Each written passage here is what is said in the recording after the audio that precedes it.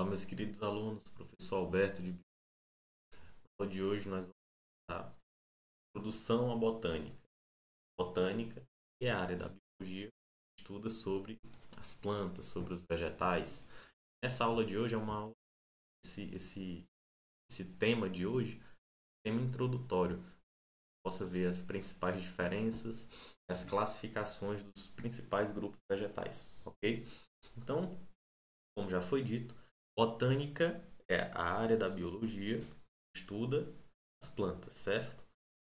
Bem como a sua classificação, a sua reprodução, de forma os vegetais se reproduzem, de forma eles podem ser classificados e com base em que eles são classificados, em relação à sua fisiologia, né, o funcionamento do organismo vegetal, que é um ser vivo, obviamente, a histologia, os seus principais tecidos e a anatomia, conformação física desse vegetal, certo? Na anatomia a gente estuda principalmente formato de caule, raiz, né, semente, fruto, a depender, obviamente, do tal, né? Nós vamos ver hoje. Nem todos os vegetais possuem flores, possuem frutos, nem todos os vegetais possuem sementes, né? Nem todos os vegetais possuem vasos condutores verdadeiros. Já ver, a gente entende essa classificação aqui da botânica. Tá? É importante frisar que os vegetais eles fazem parte da base da cadeia alimentar do sistema. Quando eu falo isso, eu me refiro ao seguinte: quando você tem um ecossistema, onde ali você tem fatores bióticos, animais e plantas, e fatores abióticos, sem vida, água, solo, os vegetais eles sempre estão na base da cadeia alimentar. Ou seja, para iniciar uma cadeia alimentar, sempre estarão os vegetais, é porque são eles que realizam a fotossíntese. São eles que convertem a luminosa do sol em energia química, transformando assim lá na fotossíntese essa energia luminosa em forma de glicose. Tá? Por isso que os vegetais estão na base da cadeia alimentar. Obviamente, além da produção de glicose, né, fazem com que eles estejam na base da cadeia alimentar, os vegetais também liberam oxigênio na fotossíntese. É muito importante que você saiba o seguinte: obviamente os vegetais eles liberam oxigênio na fotossíntese, mas tu precisa entender que a boa parte do oxigênio atmosférico, nosso planeta Terra, nós respiramos, boa parte desse oxigênio não vem diretamente das plantas, e sim das algas que habitam os ecossistemas oceânicos, os ecossistemas marinhos. Aqui, o vegetal ele também respira.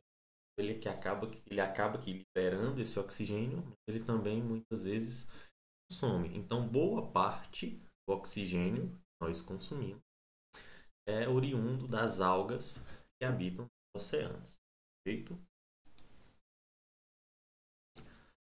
E nesse slide nós temos os principais grupos vegetais, tá? Então aqui as plantas elas estão divididas.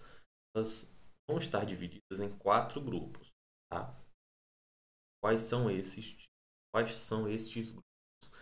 As briófitas, as pteridófitas, as gimnospermas e as angiospermas. Nessa sequência evolutivamente falando, tá? Aqui nessa imagem a gente observa, inclusive, a letra A, exemplo de briófita, né, que são aqueles pequenos musgos. As briófitas são aqueles musgos que ficam ali geralmente em ambiente. Eles não passam desse tamanho, tá? Inclusive, essa imagem que tu está vendo aqui é uma imagem ampliada, porque um músculo, perdão, e tem um motivo para isso. Pelo fato deles não possuírem vasos condutores que os permitam se desenvolver, eles necessitam estar. E, obviamente, pelo fato deles não possuírem esses vasos, eles não conseguem se desenvolver assim vegetais muito pequenos, tá? Aqui em B, Tem um exemplo de uma pteridófita, mais conhecida samambaia, né? Aquela planta ornamental que já tem vaso com tamanho bem maior em relação a uma briófita. Inseto tem um exemplo de gimnosperma, né? Gimnosperma, árvore bem grande, diferente das pteridófitas, que são aquelas árvores mais ornamentais, né? As plantinhas ornamentais de menor porte. Tá? E as angiospermas, por fim, também árvores já de grande porte. E tem uma grande característica que diferencia a angiosperma de qualquer outro grupo vegetal, que é a presença de flor e fruto. Então, a dica que eu deixo para ti, se tu vê um vegetal que tenha flor, precisa bater cabeça. Automaticamente, aquele vegetal, seja ele uma árvore gigante, seja ele um vegetal pequeno, se tiver flor, é angiosperma. Inclusive, desses 4 grupos, é o grupo mais abundante. Nós usamos o termo abundante, né? E nós nos referimos à quantidade de espécies, por exemplo. As angiospermas, desses 4 grupos, é o grupo mais abundante. Tá? Esse slide mostra de fato como os vegetais são classificados. É muito importante. Talvez o ponto-chave da nossa aula de hoje seja esse slide aqui. Presta bem atenção. Ó, aqui nós temos a classificação das plantas. Base aqui a gente pode observar uma linha evolutiva. Que forma esses vegetais evoluir? Quais são as novidades evolutivas? Ora, para que tu tenha diferença de um grupo para outro, porque no meio termo apareceu alguma novidade, correto? Então nós usamos esse termo, a gente chama isso de novidade evolutiva, ou seja, algo que apareceu de novo, diferenciou esse grupo desse outro grupo, correto? Então, os primeiros grupos vegetais, como nós já vimos, são as briófitas. Mas, professor, está aqui a alga verde. Por que a alga verde está aqui? A alga verde é planta? Não. Algas verdes não são plantas, não são vegetais. Inclusive, algas estão contidas lá no reino dos protistas, tá? Diferente das plantas, que é o reino Plantae, tá? Mas por que as algas verdes estão aqui? Porque as algas verdes são os ancestrais comuns de todos os grupos vegetais. Ou seja, todos os vegetais que existem têm como ancestral comum, ou seja, veio antes, né, na linha da evolução, eles possuem como ancestral comum a alga verde. Eu disse, ó, nós devemos analisar o seguinte. Temos aqui esses nós, tá? Vão representar os grupos vegetais, briófita, endófita, esperma, por fim angiosperma, e observe, entre um grupo e outro, aqui no nosso slide, nós temos uma característica nova, algo que aparece. Então, olha a dica que eu te dou, presta bem atenção. Isso aqui que eu estou destacando são as características que apareceram ao longo da evolução nos grupos vegetais, certo? Presta bem atenção. Tá aqui a característica, tá? O que vem à esquerda da característica, no caso aqui as algas verdes, significa dizer o seguinte, que essa característica não está presente nas algas verdes, tá? Então, a dica que eu te dou é, tá aqui a característica. Tudo que tiver à esquerda são indivíduos que não possuem essa característica. Tudo que tiver à direita são indivíduos que vão possuir aquela determinada característica. Por exemplo, embrião multicelular protegido e nutrido por organismo materno. O que está à esquerda dele? Algas verdes. Então, nós concluímos que as algas verdes não possuem essa característica. E o que está à direita? Briófita, pteridófita, gimnosperma e angiosperma. Ah, professor, então você está me dizendo que esses 4 grupos vegetais possuem um embrião multicelular nutrido e protegido por organismo materno? Sim, é justamente isso. E é justamente essa característica que diferencia a alga verde e briófita. Alga protista, né? E briófita, planta. Ok? Então a gente continua aqui, ó, nessa mesma análise. Vasos condutores de seiva. Seiva é o líquido, não, é que a planta carrega. Seja ela seiva bruta, que é basicamente água, seja ela seiva elaborada, com os produtos da fotossíntese, os açúcares produzidos na fotossíntese. Tá? Então veja bem, ó, vaso condutor de seiva. O que está à esquerda do vaso condutor de seiva? As briófitas. Consequentemente, as briófitas não possuem vasos condutores.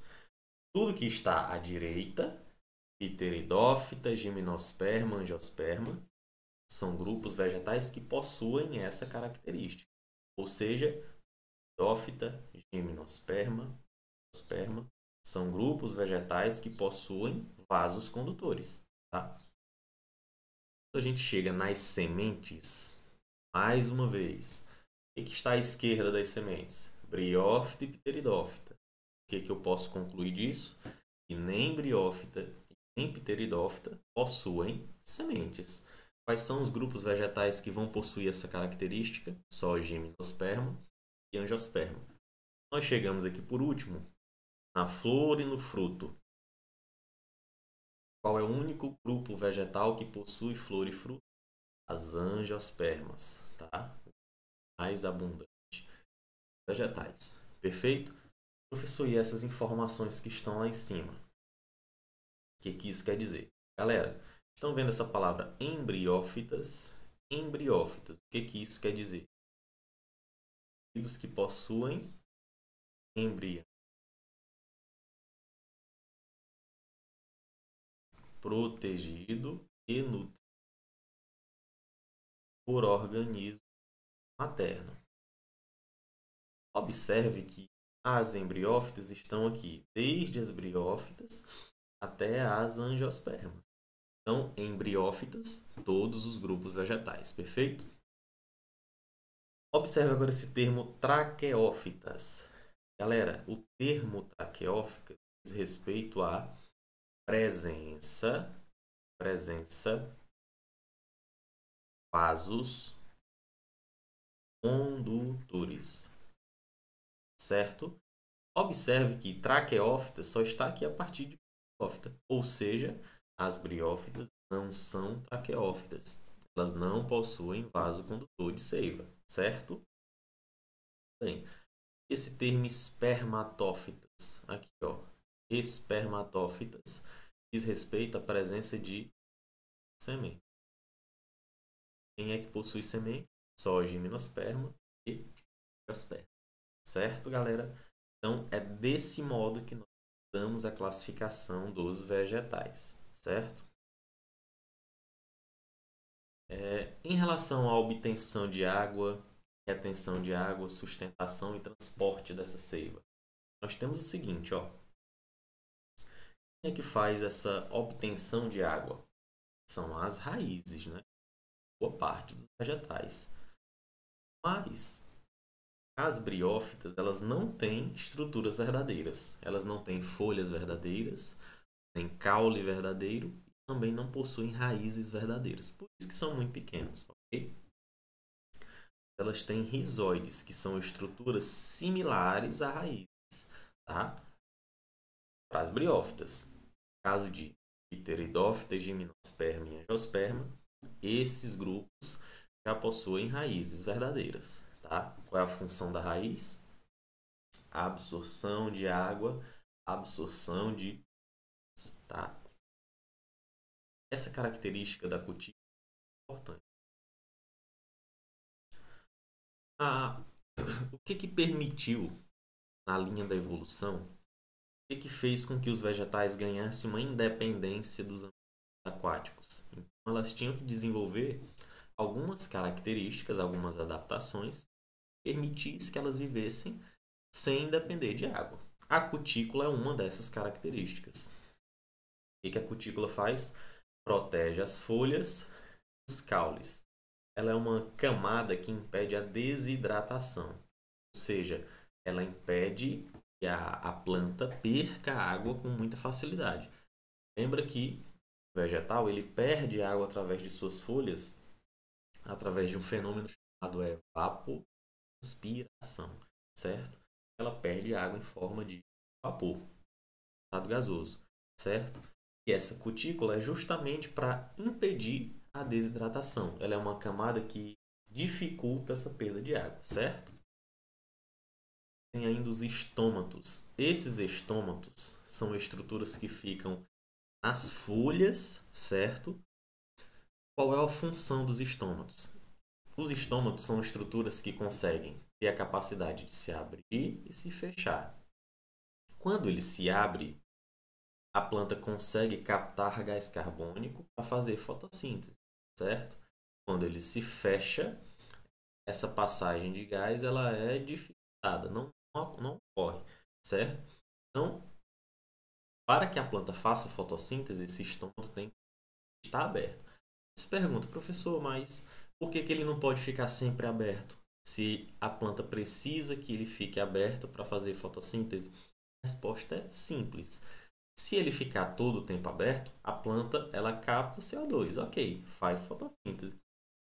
Entretanto, se ele fica muito tempo aberto ou todo o tempo aberto, a planta também vai perder muita água, certo? Então, por isso que essa estrutura ela consegue abrir e fechar, tá? Sustentação e transporte. Nós temos aqui os tecidos vasculares xilema e floema. Muito cobrados, prestem bem atenção nesses termos, tá? Xilema é um vaso condutor que conduz seiva bruta. Isso e o que é seiva bruta é basicamente água. Água que a planta capta lá nas suas raízes. E o floema é a seiva elaborada. E basicamente são os açúcares da fotossíntese. Tem uma dica muito valiosa para ti em relação a xilema e floema. Presta bem atenção. A seiva bruta não é basicamente água? Sim. Como é que a planta obtém água? Através de suas raízes. Então, a seiva bruta tem um movimento de subida. A planta capta nas suas raízes, essa água sobe através do caule, chega nas folhas. Então, o xilema, movimento de subida, ascendência, certo? Agora pensa comigo, o floema não transporta seiva elaborada do que foi produzido na fotossíntese? Sim? Onde que ocorre a fotossíntese? Nas folhas. Se essa seiva elaborada ela começa a ser produzida nas folhas, mas ela precisa alimentar a planta, né? A seiva elaborada é o alimento da planta. Então, se ela é produzida aqui nas folhas, o que que acontece? Ela desce das folhas até os demais tecidos. Poema, descendência. Tá bem? Essa dica, certo? Em relação à reprodução das plantas, tu precisa se atentar ao seguinte, ó. Aqui é um ciclo padrão vegetais, certo? Esse aqui do zigoto. Zigoto 2N. Galera, o que quer dizer quando eu falo zigoto 2N? 2N significa dois conjuntos de cromossomos. Um conjunto da estrutura masculina e estrutura de reprodução sexuada, tá? Quando há troca de gametas, a troca de células reprodutivas, tá? Veja bem, esse zigoto ele é 2N. Ele sofreu uma divisão celular chamada de mitose. Galera, ó, lembra do seguinte: mitose é uma divisão celular que não altera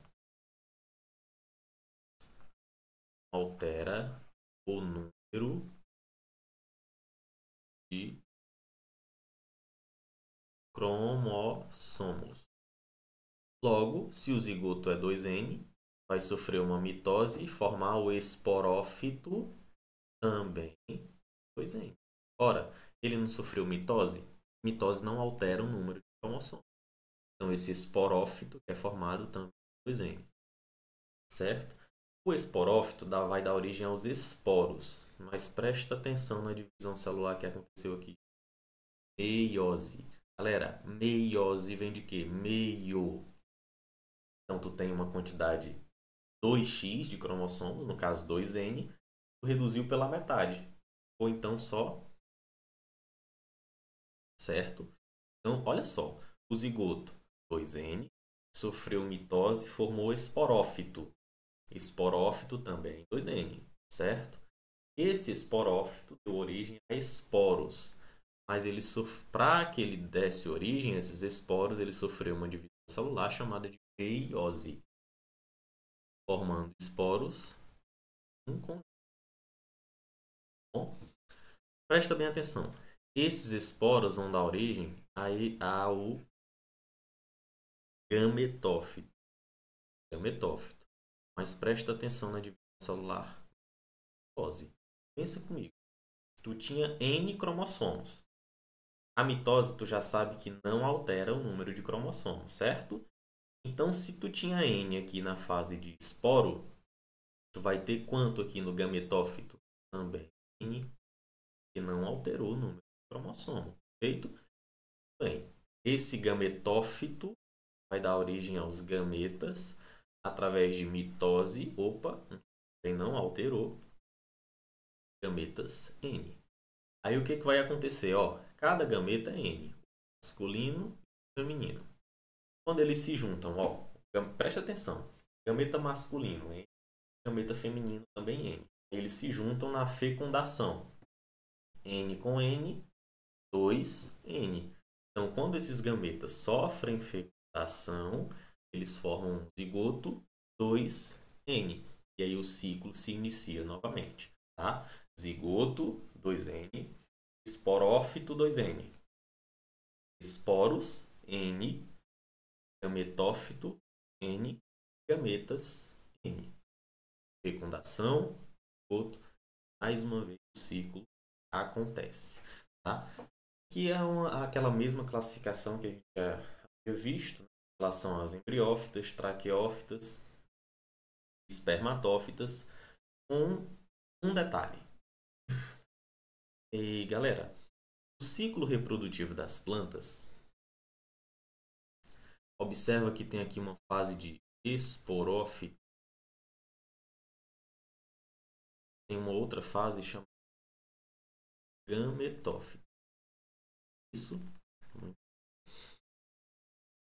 Observem que o ciclo reprodutivo das plantas sempre vai haver esse ciclo. Gametófito, uma hora ele vira esporófito e vice-versa. Né?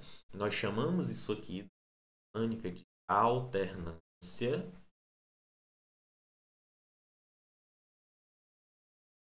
geração. Tá bom?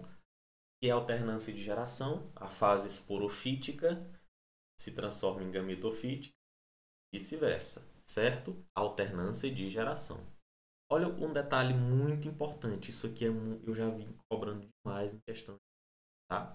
Olha só, se tu tem essas duas fases, o gametófito e o esporófito, tem que saber o seguinte, qual é a fase dominante. Quando tu olha para uma planta, o que tu está vendo ali nela? É gametófito ou é esporófito? Sendo que a planta tem essas duas fases, entende? Se você estiver analisando uma briófita, galera, a fase dominante é o gametófito. Então, tu está olhando ali para um musgo, por exemplo, tu está olhando, na verdade, para um gametófito, que é a fase de vida dominante das briófitas. Já, se tu observar pteridófita, gimnosperma e angiosperma, está olhando ali para o esporófito. Tá bom? É a fase dominante. Professor, não entendi. Volto mais uma vez aqui no slide. E tu tem um ciclo reprodutivo, certo? Então, começando aqui do zigoto, ele virou esporófito, que é uma fase de vida do vegetal. Esse esporófito deu origem a esporos e deu origem a gametófito, que é uma outra fase de vida do vegetal. Como eu disse, vegetais apresentam alternância de geração, certo? Se for briófita, a fase que predomina é o gametófito. Se for qualquer outro vegetal que não seja briófita, a fase que predomina é a fase de esporófito, certo? E aqui é um quadro comparativo que eu fiz para ti estudar melhor. Tudo aquilo é um grande resumo da nossa aula, tá? Esse quadro comparativo, aquilo que nós já falamos. Então, bora lá. Por exemplo, embrião multicelular protegido. Aquela primeira característica que nós vimos. Todos os vegetais possuem essa característica. Vaso condutor. A briófita não tem, o restante tem. Semente. Só quem vai ter é gimnosperma e angiosperma. Flores e frutos, só quem vai possuir são as angiospermas. Olha que detalhe interessante. Briófitas e pteridófitas, elas dependem de água para fazer a fecundação, ou seja, os gametas masculino e feminino, briófita e pteridófita, eles só conseguem se unir caso tenha água. Já as gimnospermas e angiospermas não necessitam de água para fazer fecundação. Por quê, professor? Porque tanto em gimnospermas quanto em angiospermas apareceu aqui uma novidade evolutiva chamada de polínico, que é uma estrutura responsável pela fecundação desses vegetais. Ah, professor, agora entendi. Então, se briófita e pteridófita precisa de água porque elas não têm tubo polínico. Justamente, tá? E aí, por fim, nós temos as briófitas avasculares, não tem vaso condutor. O restante dos vegetais sendo chamado de plantas vasculares pelo fato de possuir vaso condutor seiva. Certo, galera? Então é isso. Essa foi a nossa aula, galera. Introdução à botânica. Certo? Até a próxima. Tchau.